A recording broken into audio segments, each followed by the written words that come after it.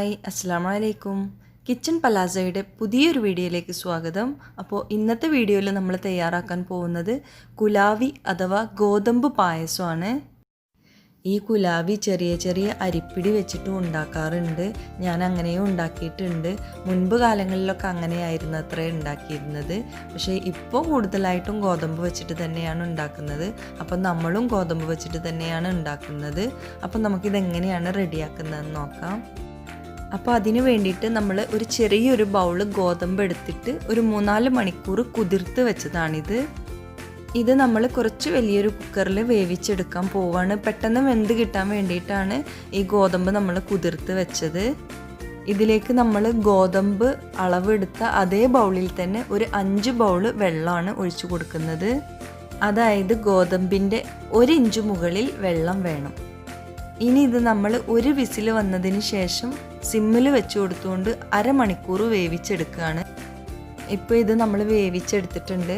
നന്നായിട്ട് തന്നെ നമുക്ക് വെന്ത് കിട്ടിയിട്ടുണ്ട്. നമ്മൾ സിമ്മിൽ വെച്ച് വേവിച്ചെടുത്തിട്ടില്ലെങ്കിൽ വിസിലടിയുമ്പോൾ ഇതെല്ലാം തിളച്ച് പുറത്തേക്ക് ഒലിക്കും. അതുകൊണ്ടാണ് സിമ്മിൽ വെച്ചിട്ട് തന്നെ വേവിക്കണം എന്ന് പറഞ്ഞത്. ഇതിലേക്ക് നമ്മൾ ശർക്കര എടുത്തിട്ടുണ്ട്. ഇതിപ്പോൾ വലിയ ശർക്കര പീസാക്കിയതാണ്. ഇതൊരു 4.5 അച്ചിൻ്റെ അത്രയും വലിപ്പം വരും. ഇനി ഈ ശർക്കര നമ്മൾ ഇതിലേക്ക് ഇട്ട് കൊടുക്കുകയാണ്. ശർക്കരയിൽ കല്ലുണ്ട് എന്ന് ഡൗട്ട് ഉണ്ടെങ്കിൽ ഉരുക്കി പാനിയാക്കിയിട്ട് തന്നെ ഒഴിക്കണം. ഇതിപ്പോൾ നമ്മളിപ്പോൾ ഡയറക്റ്റ് ഇട്ട് കൊടുക്കുകയാണ്. ഇനി ഇതൊക്കെ ഒന്ന് അലിഞ്ഞ് ചേരട്ടെ. ഇപ്പോൾ ശർക്കരയൊക്കെ നന്നായി ഉരുകി കിട്ടിയിട്ടുണ്ട്. ഇനി ഇതിലേക്ക് നമ്മൾ വലിയൊരു ഗ്ലാസ് വെള്ളം ഒഴിച്ചു കൊടുക്കുകയാണ്. വെള്ളം ഏറിപ്പോകുന്നുള്ള പേടിയൊന്നും വേണ്ട. ഇത് എത്ര വെള്ളം ഒഴിച്ചാലും ചൂടാറി കഴിയുമ്പോൾ ഇത് നന്നായിട്ട് കുറുകി തന്നെ വരും.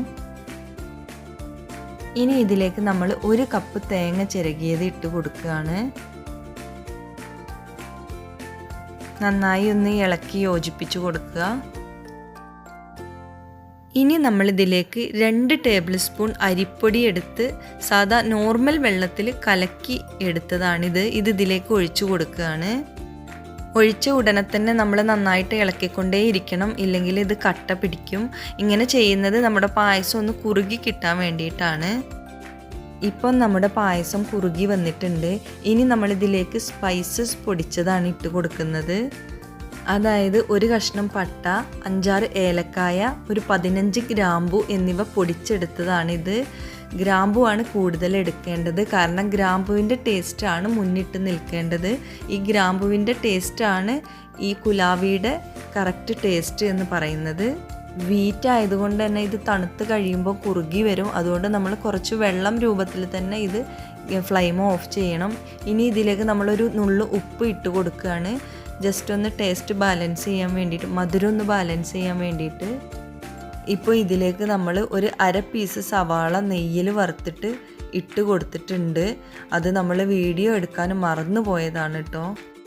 അതുകൊണ്ട് നിങ്ങളതൊരിക്കലും സ്കിപ്പ് ചെയ്യരുത്. കാരണം പായസത്തിൻ്റെ കറക്റ്റ് ടേസ്റ്റ് കിട്ടണമെങ്കിൽ നമ്മൾ അണ്ടി മുന്തിരിയൊക്കെ നെയ്യിൽ വറുത്തിടുന്നത് പോലെ തന്നെ ഒരു 1/2 മുറി സവാള നെയ്യിൽ വറുത്തിട്ട് ഇതിലിട്ട് കൊടുക്കണം.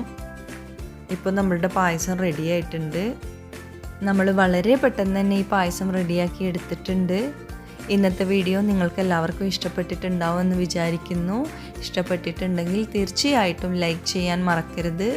അതുപോലെ തന്നെ നമ്മുടെ ചാനൽ സബ്സ്ക്രൈബ് ചെയ്യാത്തവർ സബ്സ്ക്രൈബ് ചെയ്യുക. തൊട്ടടുത്തുള്ള ബെല്ലൈക്കൺ കൂടി ക്ലിക്ക് ചെയ്യുക. ഇനി ഇൻഷാ അല്ലാഹ് മറ്റൊരു റെസിപ്പിയുമായി വീണ്ടും കാണാം. അസ്സലാമു അലൈക്കും വറഹ്മത്തുള്ളാഹി വബറകാതുഹു.